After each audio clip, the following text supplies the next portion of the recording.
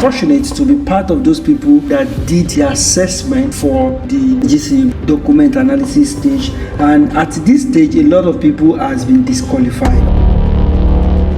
Factors that leads to this is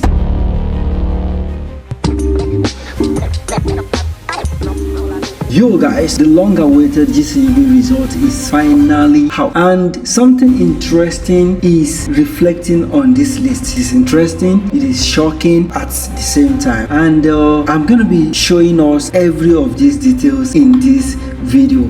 But first and foremost, I want to congratulate those people that their names are shortlisted. You know, each edition of Gcub, the results, it gives like there's a perspective, there's sort of a reflection, there's a sort of idea, there's a sort of discovery that one sees, you know. So in this video I'm just going to be sharing with you majority, as you know, most people they've already seen their name, but I'm just going to be doing something, you know, so that we can categorize. I'm going to be cleaning up this data so that we can categorize the people that are selected based on their countries and the numbers of people that are selected. As you can see on my screen, the results, the final result of Gcub mob call for application. So if there is, I don't know, maybe there is still going to be like a further list that's going to be released. I'm not sure, like a supplementary list. I'm not sure. Last year we were thinking that there's going to be supplementary, but I am not sure for this year. Last year too, I'm not sure, that I don't think there was any supplementary.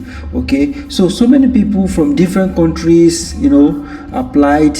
In fact, I was fortunate to be part of those people that the assessment was done in stages, right? So I was part of those people that did the assessment for the documents analysis, you know, the document analysis stage. And at this stage a lot of people has been disqualified, unfortunately, you know. So if you are not seeing your name, it might not even be that your proposal is not good. It probably be maybe you didn't upload one or two things. So a lot of things happen, you know, before we get to this point. So like I said, I'm going to be doing something. So I'm going to be converting this to a proper Excel, so we can just do one or two downstream, you know, analysis of this data, I mean of these names we are seeing. All right guys, so this is the Excel file, and on this Excel file what I've done is that I've grouped the names. You can always group all of these things on Excel. Okay, so I have sorted the names based on the countries. So you can see Afghanistan, you can see Angola from here down. Then if you move down to, you are going to see Argentina, applicant from Argentina, from Bangladesh, from Benin Republic, from Bolivia, and what have you. Okay, and like I said from the beginning, like there are so many information one can infer from this result, especially looking at the countries that has the highest number of selection. But before we go into that, let's just categorize these names based on the countries that, you know, instead of just having it this, let me just try to categorize them properly. Okay, so for me to do that, I need to first and foremost highlight all of them. All right, so I have just highlighted all of them. Then I'm going to be carrying out the subsequent thing I want to do about them. So these are okay. I'm gonna check. Okay, so right now I just want to see, I'm going to categorize them based on the country of origin first. Let's see, country of origin. I'm going to have country of origin. So these are the total numbers of countries that applied. Okay, we have Afghanistan, Angola, Argentina, Bangladesh, up to Zimbabwe. So now let's look at let's group these countries against names. Okay, so I'm going to drag this to the value. So here we can see that these are the numbers of people that apply based on the country. Afghanistan, 9 people got it. Bangladesh, 2 people got it. Botswana, 1 person got it. Burkina Faso, you can check this against Angola, where we are having 107. You know, the difference is too large. Okay, look at Colombia as well. We are having 69 and Ethiopia 36. Look at Egypt 1, Ecuador 7, Cuba 14, Cote d'Ivoire 1. Kenya 1, Mexico 3, Mozambique. Come on now. Mozambique has the highest number on this chart. I mean, in this data, they have the highest number. We have some other countries that are just 1, 1, 1, 1. And like I said, one of the things that comes to mind is that, and what I've also seen, majority of Brazilians, even though some of them will say that they understand French, okay, but it is crystal clear that majority of the professors, they do not understand French. Okay, and most of the instruction from Gcub is that you can submit your application either in French or any of the 4 or 5 other languages. Okay, but from this result, I'm just saying anyways, I stand to be corrected. I'm just trying to infer as a researcher what this data is showing me. If I'm to interpret it, this is what I'm going to say, because people from Angola, they speak French. People for Colombia, they speak Spanish. People from I'm not even going to mention Nigeria yet, where they speak English. Mozambique, they speak Portuguese as well.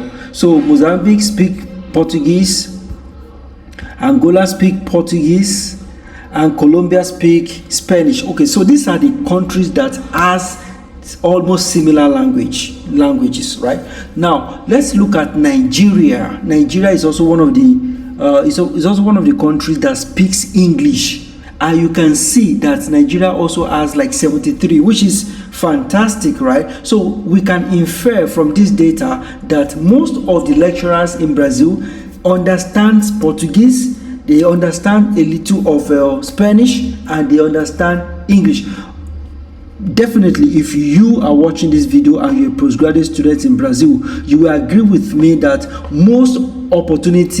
one of the criteria they use for most of the opportunities is that you must be able to, read English, because most of the graduate students are expected to, read articles that are published in English, right? So English shouldn't even be, they love English in Brazil. So like I said, as a researcher, translating or interpreting this data, we can say that those people that submitted their essays maybe in French or any other language that is different from those 3 major languages, talking about Spanish, Portuguese, and English, we can see this data is showing to us that they are the one that did not get the opportunity very well. Again, I stand to be corrected. I'm just saying this based on my knowledge as a researcher, as a scientist. When you have data like this, you can always infer, you can always try to see what is happening. So guys, again, I'm wishing those people that got it, I'm wishing you best of luck.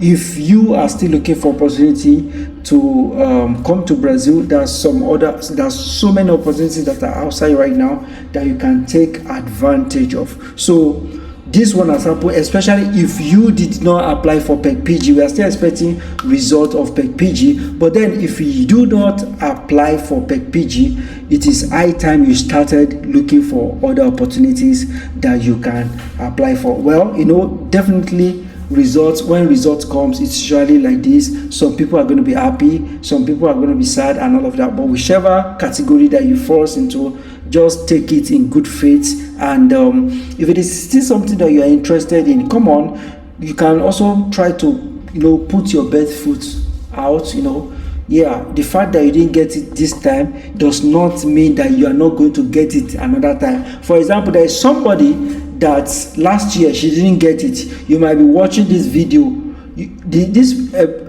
didn't get it last year, and I can see her name here right now in this second one. Okay, so the fact that you didn't get it this year is not the end of the road. Again, there are other opportunities that one can apply to.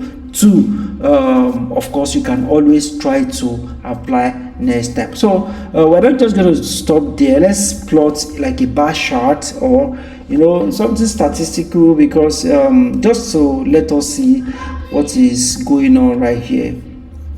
Okay, so this is the one I just did right now. So I want to plot a sort of a sort of, charts, so for us to visualize it in a better way. Okay, let me use this.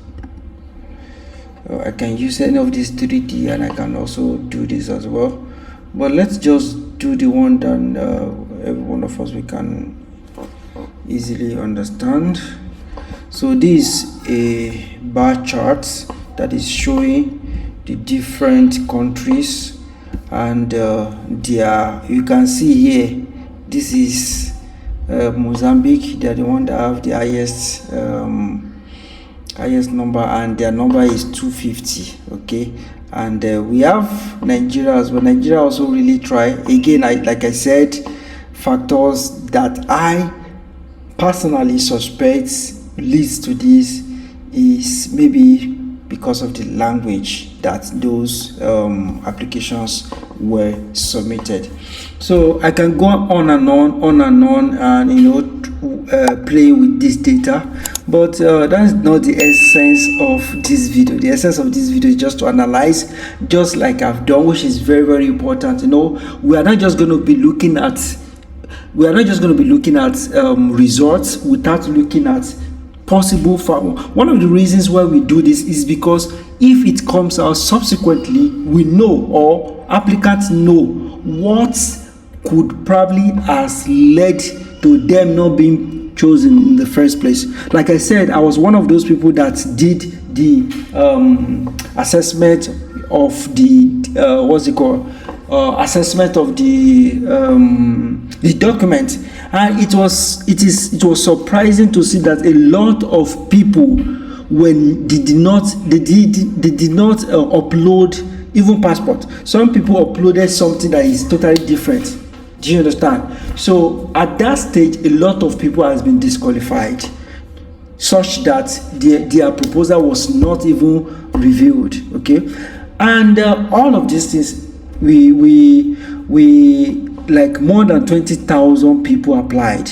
Now the total number of people selected is 781, and like I said from the beginning of this video, I'm not sure if there's going to be a supplementary list, because from the beginning GCUB said it's going to be 800 plus. Maybe they are keeping the rest for supplementary, I'm not sure, but right now we're having 781. So hopefully, if they do a supplementary list, if your name is not on this list yet, maybe your name is going to be there. But again, like I said, the essence of me trying to do this analysis is for people that applied whose name are not there. They can pick one or two lessons. Okay, this is knowledge plug. You are not just going to be watching any video on this channel without learning. Okay, so, and thank you so much. There is no much that we don't have much to say. If you find your name on the list, congratulations. If your name is not on the list, don't worry, this is not the end of the road. Other opportunities are coming. Other opportunities are even open right now. I'm also going to be posting opportunities as the day go by. And thank you so much. If you are watching this video, or if you find this video helpful and you are yet to subscribe, I want you to subscribe to the channel. I will see you in the next video. Atemize. Ciao, ciao.